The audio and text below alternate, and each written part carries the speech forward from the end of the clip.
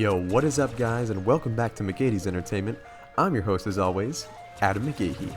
Before we hop into this video, be sure to hit that like button, subscribe to the channel, also be sure to tap the bell icon to be notified of all of our latest videos. Got some interesting new details breaking down how the brutality of the First Order of the sequel trilogy, and how it was indeed worse than the Empire in the original movies. The details come from the recent Star Wars tie-in book called Shadowfall. According to an article published on July 8th on ScreenRant.com, the First Order was established by Imperial loyalists who had survived the fall of the Empire and regrouped in the unknown regions. Star Wars The Rise of Skywalker further revealed that the First Order was the brainchild of the Emperor himself, who had survived his fall in Return of the Jedi. This explained why even the aesthetics were so similar. Still, Alexander Freed's recent tie-in novel, Shadowfall, has revealed the First Order should be viewed as far worse than the Empire.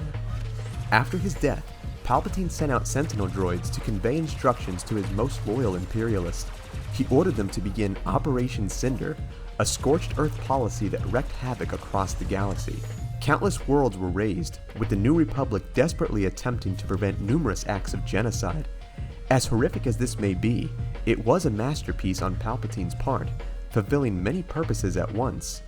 One of the most sinister was, from the Empire's perspective, to refine the Empire down to its most loyal soldiers and commanders.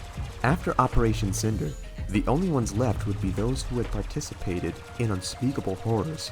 Anyone with a conscience would have defected, and these fanatical, immoral loyalists were the ones who founded the First Order.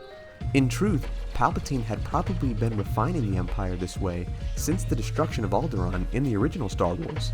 As revealed in Claudia Gray's Lost Stars, most Imperials had believed the Tarkin Doctrine, that the Death Star would cause such fear across the galaxy that it would never be used.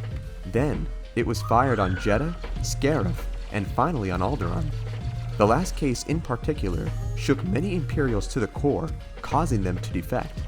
Still, even after Alderaan, they had told themselves that the Empire was flawed, but still a force for good. They had considered the Death Star to be Tarkin's folly, and assumed it would never be repeated. Then, they learned a second Death Star had been constructed in the Endor system. The second Death Star's mere existence caused more defections than its destruction, and even the Emperor's death.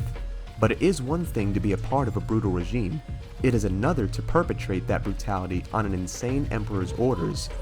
Operation Cinder forced every Imperial soldier and commander to decide whether or not to obey their Emperor, even to the point of committing genocide. When Operation Cinder was over, any good men left had been corrupted beyond redemption because of the horrors they had taken part in. This is quite interesting when you take into perspective that the First Order was formed by the most evil loyalists of the original Empire. Another testament of how ruthless the First Order was, the fact that they stole children at childbirth and forced them to become First Order stormtroopers as opposed to the stormtroopers of the Empire, who were men and women who willingly enlisted. The timeline between Return of the Jedi and Force Awakens is quite interesting. The Mandalorian introduces this time as a lawless, almost Wild West style environment with no true ruler. I would love to see this timeline explored a bit more so we can see how the First Order came to power, how Sidious survived, and I'd personally love to see more of the rise and fall of Luke's Jedi Order.